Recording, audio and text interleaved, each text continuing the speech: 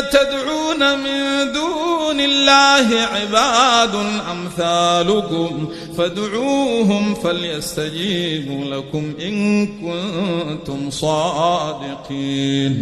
ألهم أرجل يمشون بها أم لهم أيدي يبطشون بها أم لهم أعين يبصرون بها أم لهم آذان يسمعون بها قل ادعوا شركاءكم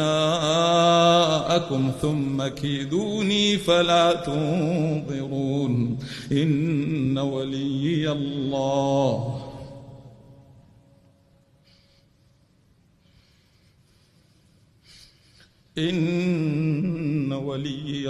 الذي نزل الكتاب وهو يتولى الصالحين والذين تدعون من دونه لا يستطيعون نصركم